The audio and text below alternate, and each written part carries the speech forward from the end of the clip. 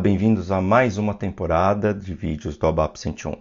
Meu nome é Flávio Furlan, sou editor do abap101.com, também sou arquiteto de soluções SAP lá na firma. Agora, como vocês podem ver, minha camisa nova, deixa eu ver se dá para ver. Minha camisa nova é de SAP Mentor, fui nomeado SAP Mentor aí no final do ano passado.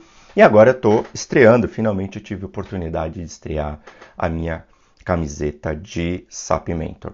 E também, como alguns já mencionaram em alguns fóruns, youtuber, né? Porque, afinal de contas, eu sou moderno, eu sou jovem, então eu sou um youtuber também.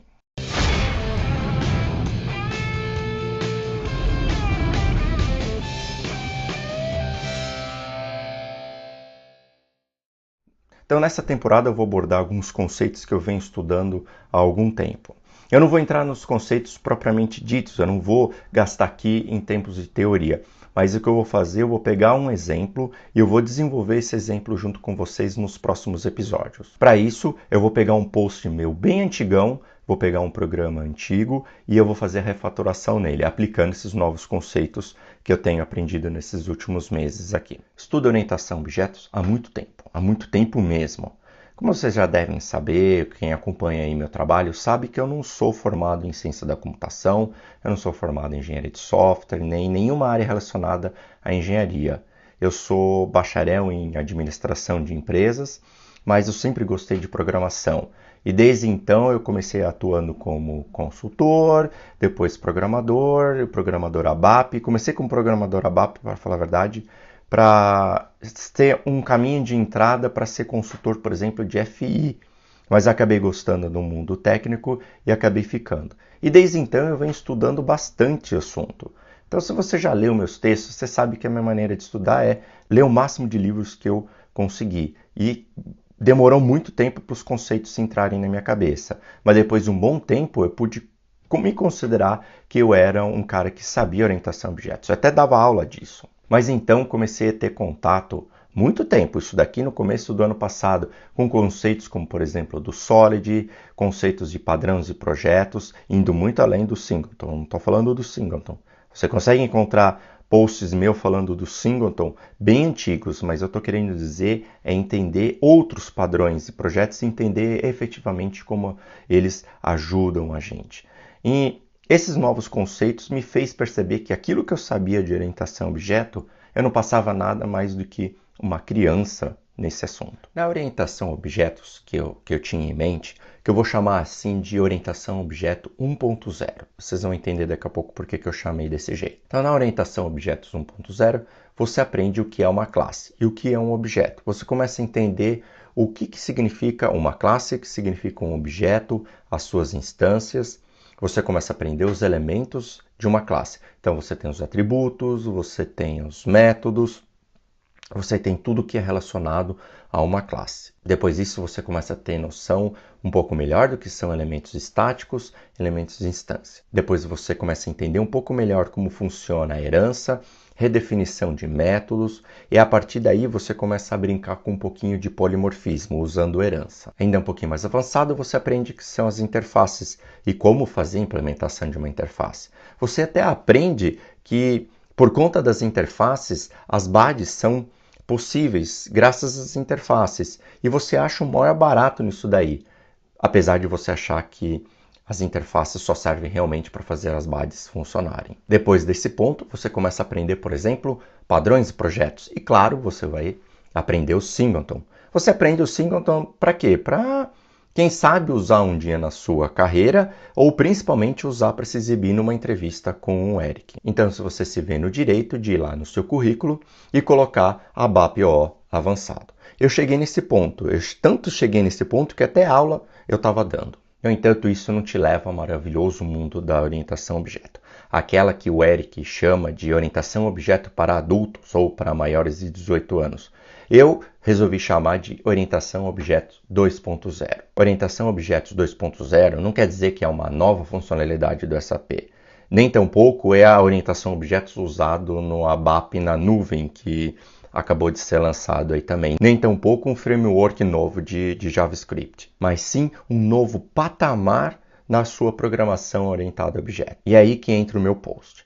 Eu vou pegar um post meu antigo e esse post eu vou fazer uma refatoração aplicando esses novos conceitos de orientação a objeto 2.0 que eu tenho aprendido. E aí vocês conseguem ver a evolução de um modelo orientado a objeto 1.0 e agora um modelo orientado a objeto 2.0. Então, há muito tempo eu publiquei um post onde eu falava sobre a falsa orientação a objeto, é esse daí que você está vendo agora na tela. Naquele post eu me preocupei em falar bastante sobre a aplicação do MVC, mas a orientação a objetos vai muito mais além do que somente o MVC.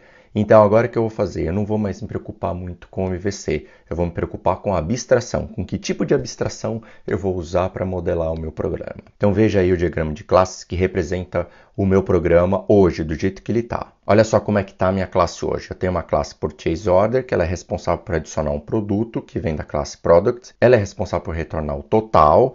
Ela é responsável também por mostrar o relatório para o usuário. Naquela época eu disse que eu não me preocupei tanto em aplicar o MVC, mais para frente, nos próximos episódios, eu explico um pouquinho melhor por que eu não apliquei tão fortemente o MVC naquela época. Veja que a implementação do relatório está dentro da classe da Purchase Order. Será que a Purchase Order deveria ter essa responsabilidade de imprimir o relatório? Com certeza não. Isso é uma das coisas que a gente vai mexer na nossa refatoração. Então essa é a saída do relatório. Veja lá, ela é bem simples. Ela apenas mostra os produtos, os seus subtotais e depois o total da ordem. Bem simples, num relatório do tipo lista. Usando o write, isso é bem simples. O meu problema aqui não é o relatório. Meu problema é como eu faço a modelagem desse programa. Mas mesmo um programa tão simples como esse, ele pode apresentar uma série de desafios, uma série de novas funcionalidades que o usuário pode pedir. Por exemplo, e se ele quiser um LV? E se ele quiser também um LV? Ele quer essa saída e mais um LV. Então, imagina que ele queira, por exemplo, que os dados viessem de uma tabela. Eu tenho que fazer um select de uma tabela. Ou pode vir de um web service. E se eu quiser aplicar TDD, ou melhor, nesse caso aqui, seria testes automatizados. Como fazer isso daqui? E se eu quisesse gravar um arquivo, se eu quisesse, por exemplo, jogar para a web, ser um serviço para mostrar num aplicativo Fiori, né? Vixe, então isso daí agora então vai complicar mais ainda. Tá vendo? Mesmo um programa tão simples como esse daqui pode apresentar uma série de desafios. Como evoluir esse programa do jeito que ele está feito aqui hoje, para que eu possa, por exemplo, fazer uma saída simples do LV. Um dos meus episódios vai ser exatamente isso. Como que eu faço a aplicação? Como que eu faço para mostrar esses dados num ALV? É exatamente que essa minha refatoração, esse meu trabalho que eu vou fazer em cima desse programa vai acontecer. Como que eu vou fazer com que esse programa aqui hoje, do jeito que está escrito, como deixar ele de uma maneira que seja fácil da manutenção nele? Aplicando, mais uma vez, os novos conceitos de orientação objeto que eu tenho aprendido. Reparem, é orientação objeto 2.0, é um novo patamar no aprendizado. Isso quer dizer que são conceitos velhos, mas são conceitos novos que eu estou começando a aplicar nos meus programas, nos meus próprios desenvolvimentos. Se eu fosse continuar esse programa do jeito que ele está, para eu adicionar essas novas funcionalidades, eu teria que adicionar o quê? Novos métodos. E aí a minha classe começaria a ganhar cada vez mais métodos e poderia ficar alguma coisa parecida com isso daqui agora que eu vou mostrar na tela. Veja aqui que o problema é o que eu chamo de crescimento vertical da classe. A minha classe Purchase Order, olha lá, ela está ganhando cada vez mais métodos, ela está começando a ganhar cada vez mais responsabilidades. E isso não é legal, porque cada vez que ela ganha mais responsabilidade, ela vai ficando cada vez mais complexa. Então, qual o problema dessa classe começar a ficar cada vez mais complexa? Quando a sua classe ganha cada vez mais responsabilidade, os testes automatizados dela ficam cada vez mais difíceis, se não impossível de se manter os testes automatizados para ela.